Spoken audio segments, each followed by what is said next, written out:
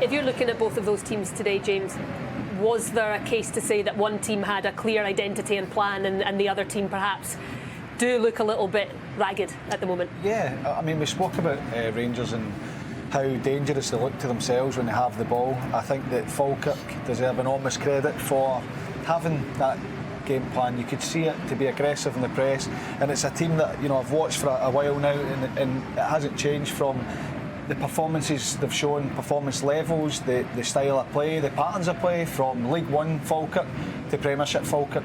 They want to get the ball wide, they want to create chances, they want to get the ball in the box, and they want to be aggressive when they don't have the ball. So, look, John McGlynn's been doing it a lot longer than Russell Martin as well, but I would still expect to see something from Rangers. We spoke about it before the game. Rangers, the best pass for Rangers was the pass in behind, and not a hopeful one, the actual pass in behind, and they got a bit of joy from it. They stopped doing it. Falkirk kept going, their subs were positive. They probably could have won the game, but without doubt a draw was at the least they deserved for this game today. And looking at your face, Chris, I think it's the fact that there's no surprise on your face that Rangers have dropped points against a newly promoted team. And this season, I think the big thing would be that that's now 23 games away from home, that Rangers have failed to keep a clean sheet. I know that's not all been on Russell Martin, but I think when you go into a football club, you've got to identify what's wrong. And if that has been something that's been a pattern for a long period of time now, you've got to fix that. I mean, I was part of a dressing room that was shipping goals right, left and centre until this man arrived. I'm not saying it because he's not, but you went and got experience. You've more chance of winning a game of football if you can keep a clean sheet. If you can't keep a clean sheet, you've absolutely no chance of winning a game of football. It gives you an uphill battle to win a game of football. But even on the other side, would you enjoy playing in that team? That's what I'm chances. I can totally understand if you're at the top end of the pitch creating chances, and from a selfish point of view, if you're a striker, you might go, well, I'm getting loads of chances, you know, a chance of going on the score sheet. Boy, Miovski, one touch in the box there today, scores with it. You've got players there if you can create opportunities from, they will score goals. But Rangers don't look as if they're going to do it. They look disjointed. You know, there's no doubt Rangers might have been anxious the second half, maybe. But something has to change here because this is not good enough. You look at Rangers from a point of view as well that, you know, the grounds they've been to, you'd expect to win. They've not been to Tynecastle, they've not been to Easter Road, they've not been to Celtic Park, they've not been to Pittodrie, they've not been to Rugby Park, they've not been to Tannadice. I can go right through it. The games they've had away from home so far have been games you'd expect them to win. This is only going to get worse if it doesn't change. Russell, what was your thoughts on the end on today's game? The same as it has been too many times. It's frustration. Difficult conditions. We spoke about having to fight and battle. We did that early on in the game. We're under a bit of pressure. We grew into the game, got better and better, had some good moments, didn't make the most of them. The final decision, the final execution of the pass. But I felt like we were getting more and more comfortable as the game went on, and I thought we were going to go and score another one. And then we have a moment where we compete, we come out the wrong side. It happens too many times, and it takes deflection and goes in. So I think they were only going to score in that sort of way, and then of course the game becomes open again, which has happened too many times because we then have to go and try and fight for a winner. You're saying frustration happening too many times. Why is that? I think we had a good chat in there with the guys. The players had a real honest chat with each other. I gave my thoughts, and I think that will stay in there. But as long as we have an understanding in there, but it's just like too many big moments. We come out on the wrong side, really. So it's frustrating. That shouldn't be becoming of a Rangers team, though. Is that the worrying thing, that it's been repeated time and again? Yeah. So from the guys that have been here for quite a while, they've in the change room said they've been saying the same thing for a long time. So maybe it's not just right here and right now. But ultimately, it's my job to try and address it. So I have to take responsibility for that because there's just too many occasions where it's like a toss of a coin if we're going to come out with a ball or not, or if we're going to really show for the ball or not. So, like I said, some of the stuff was fine. Some of the football we played, fine. It needs to end up in more. But then we've come out on the wrong side in another big moment where we challenge for a ball and we don't quite get it, and then we don't adjust and make up for that mistake.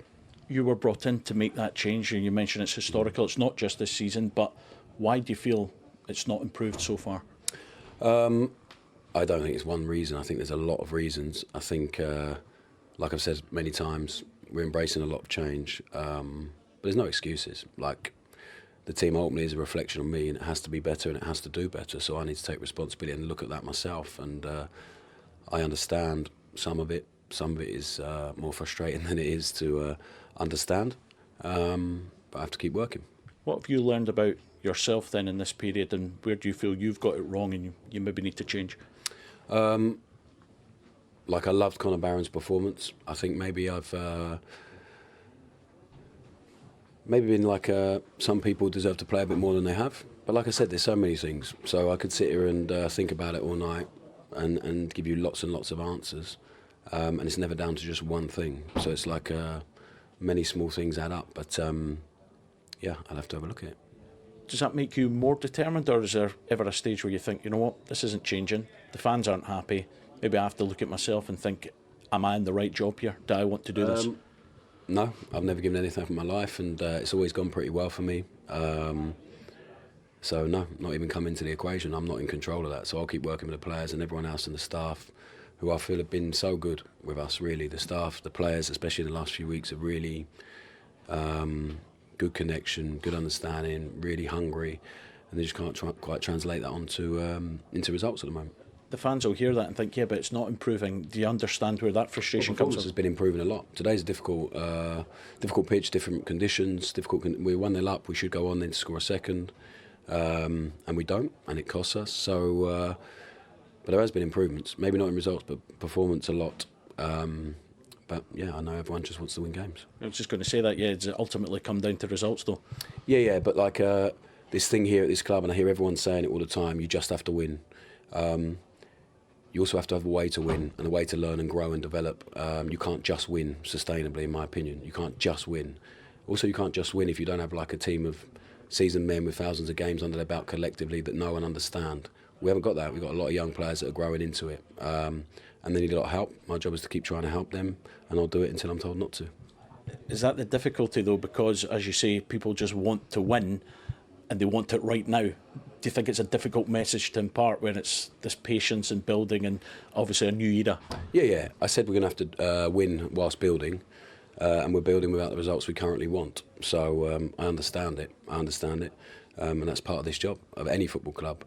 More scrutiny and intensity here than most places, I would argue, but it's something you have to deal with. So yeah, and I'll do that to the best of my ability until I'm told not to, like I said. Yeah, you've said that a couple of times, and until you're told not to. Do you think there's any review? No, you're going to ask me about my future. You've done it many times already this season, as have many. So, but it's the same answer all the time. Like, I can't control that. I don't have any control of that. I felt really well supported from everyone, including today, this morning. So I'll just keep focusing on what I can control, which is the players, the work, and we need to try and be better than we are. It's now the international break. What do you work on, and also do you feel that any type of future will be discussed in terms of your role?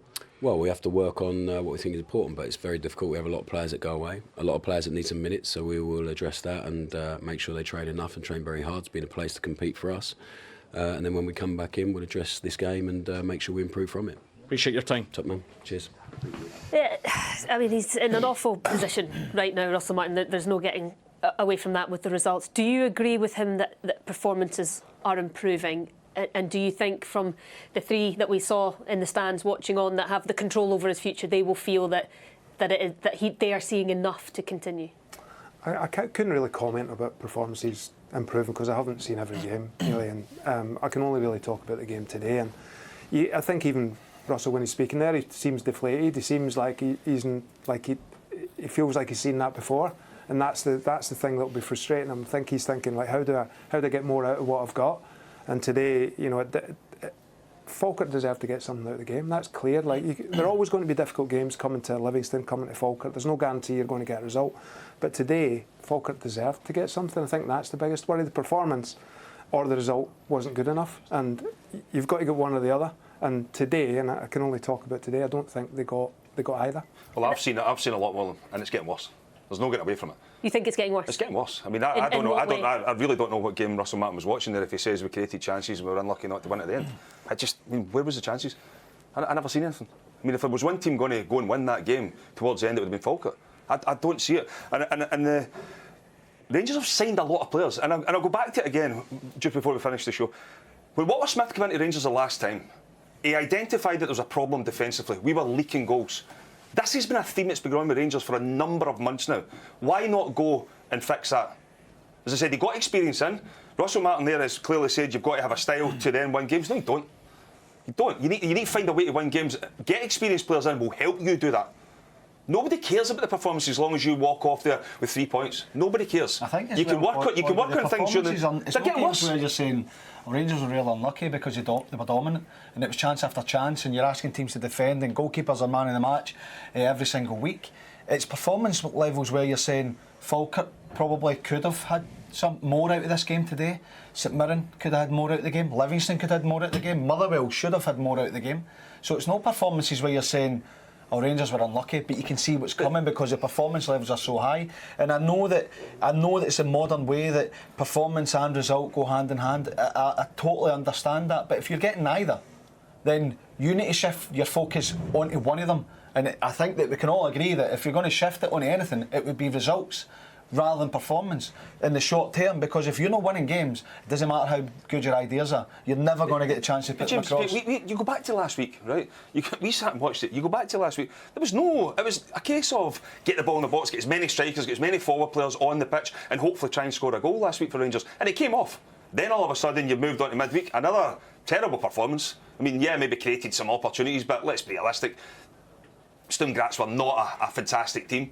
We're second best over there again. Came here today, and you can speak about the pitch. You can speak about Falkirk doing well as a team. It's Rangers Football Club coming to Falkirk, and it's no disrespect for them. They've just been promoted to the Premiership. Rangers should be coming and winning the game here. Russell Martin, the recruitment has been all over the place. If you identify that you don't have enough winners, you don't have enough leaders in that dressing room, go and get them. You can't then sign project players, and that's what Rangers have done. Signed players that they thought they're going to bring them in and move them on for big money. It doesn't matter. You go across the city at Celtic. Celtic have got 5 or 6 players. It doesn't matter if they have the best season of their life or the worst season of life. They will still be at Celtic next season because they know the DNA of the football club. Yeah. Rangers are all over the place right now. Yeah, and we've spoken about that over seasons, over this time where managers have come and gone, and we've spoken about the recruitment with each manager that has come in. But ultimately it comes down, like Russell Martin says, he needs to win games of football, and you're saying, David, that Falkirk didn't deserve to lose that game today, and that has to be something that the board look at and think, we're going to teams that have just come up from the league below us, and we're not coming away from a game thinking that we've been unlucky not to win it. That's got to be something that the board are surely looking at and thinking, how do we change that? And we spoke at the beginning about how difficult a decision it is to remove a manager and to bring a new one in, but with an international window coming up, and with Russell Martin saying himself twice in that interview, it's not up to me if I continue. Does that suggest perhaps that this period of time, these next couple of weeks, is going to be a huge couple of weeks in terms of decisions made at the football club? It always is. 2 weeks is a long time in football, and I think change isn't always the right thing. And there's been a lot of change at Rangers. And I asked the guys before the game, what's the best team? What's Rangers' best team? And they don't know. They actually don't know what the best team is because there's been so many changes and just, David, that's easy for us to say, but it's worrying that the manager doesn't seem to know his best team either.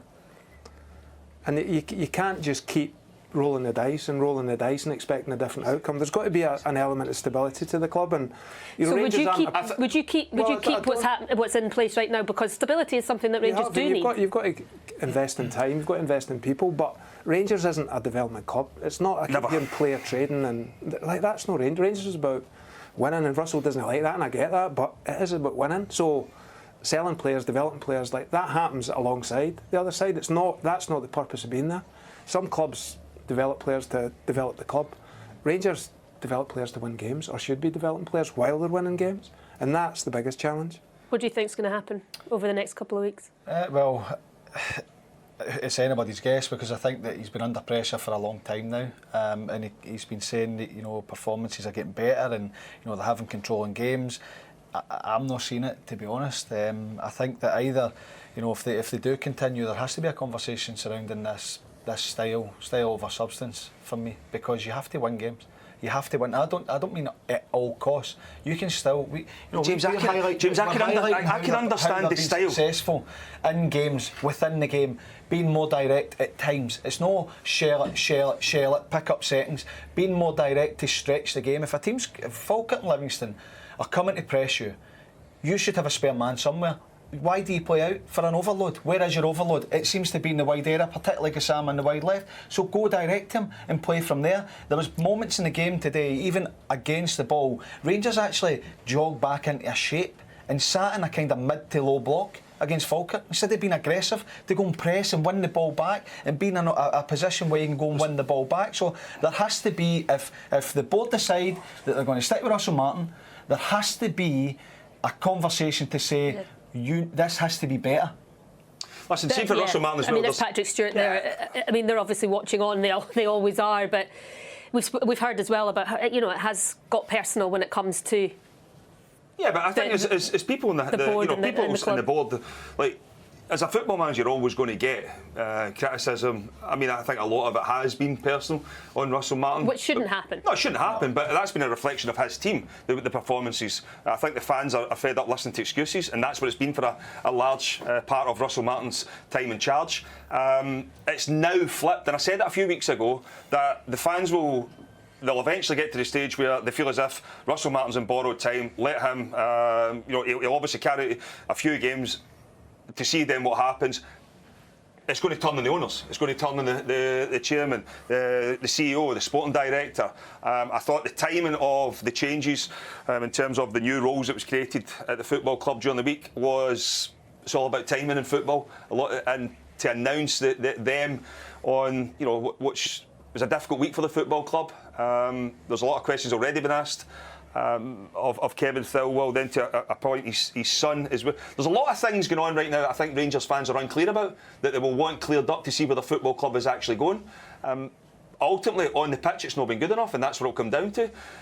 And because it's now switched its attentions to Patrick Stewart, to Kevin Thilwell, there has to be something done about this. It can't continue. As I said, the games that Rangers have had so far, I mean, we sat here about 7 weeks ago at the start of the season. Poof, what a chance Rangers have got to get some points on the board. It's a great start for them. And as I said, I'll go again. Nobody to Tynecastle, nobody to Pittodrie, not been to Celtic Park, nobody to Rugby Park, nobody to Tannadice, not been to Easter Road. And look at where they are on the table. It's not good enough. It's not good enough. You've got to, Davey's right, and we've all said it. It's never a project, this football club. Never a project. You need to win games of football. And as I said, and James has touched on it as well, you could buy into something if you could see slight signs of improvement.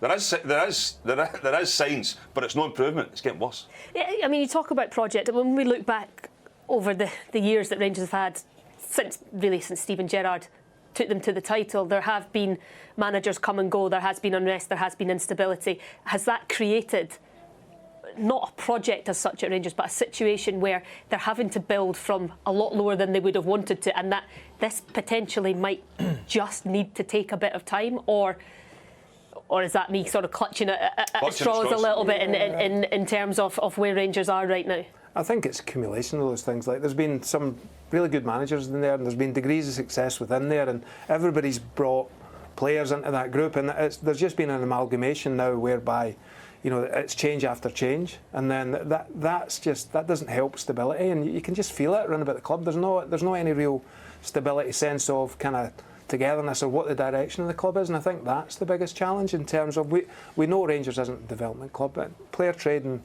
that Celtic have done that really well. That doesn't mean Rangers have got to do that.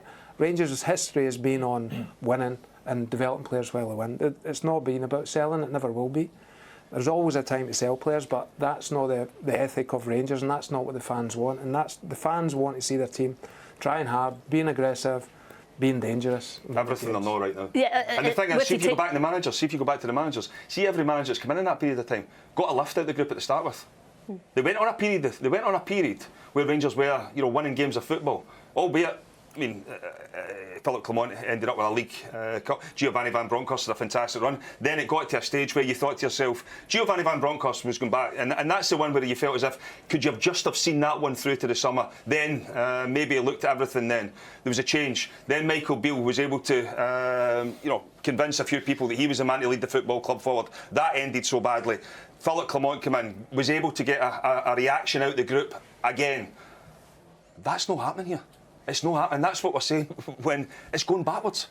I mean, Rangers have spent an absolute fortune in the summer. Fortune. Let's not get away from it. They've sold some players, but they've spent an absolute fortune. It is impossible for Rangers to be in the position they're in right now, considering what they've spent. You can speak about the turnover of players, but that's been because of Russell Martin has wanted that. James Tavernier was on the way out the door here as well. Now all of a sudden he's the first name in the team sheet again. There was rumours that Jack Butland was probably someone who was going to go. He's already admitted it there with Conor Barron himself. Conor Barron was 7th or 8th choice for Rangers, and I'm not saying he is going to cure Rangers' problems. Just not an example of how things change in football, because there are times when, you know, even sitting in your comfy chair there, you've questioned perhaps Tavernier, you've questioned players, and now they're back in. Is that not just the nature of football? 100%, but what I'm saying is, and that's what down to recruitment, if you're bringing in players to your football club, they have to be better than what's already there. Or do you know what? See the ones who are already there, we'll go into a comfort zone and then they'll do what they need to do because they know they're going to come back in. The Nico Raskin situation went on for weeks. Nip it in the bud. That would never have happened under any other Rangers manager. Nip it in the bud right there and then. Did you not think that Russell Martin, though, was quite a good appointment? I did. If I thought Rangers, for me, I thought they were struggling. Everybody spoke out of identity, and I put my hands up and I said I thought it would have worked at first, but it's not. And that's why I said Rangers can't keep changing managers, but you have to until you get the right one.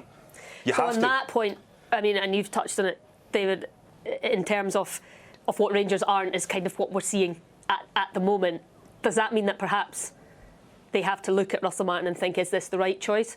Do we make the change to find the right person, or does there have to be a belief and a conviction in your appointment from the start as the board that you don't want to say you got it wrong so early on? Yeah, well, it doesn't reflect well on the club if they do make a change and they do admit a mistake, I think. And it's not easy to find a solution. Rangers have been in the market for managers recently, and they've not found the answer to this point. So it's not an easy market to go out and get something, and there's no guarantee that we bring in, with the change that brings, it's going to give you success as well. So it's a big decision for the football club in reality, and they will know what's happening, behind closed doors. They'll know what's happening in the dressing room, what word is coming through the club, and that's really, really important. It's really clear how the fans feel.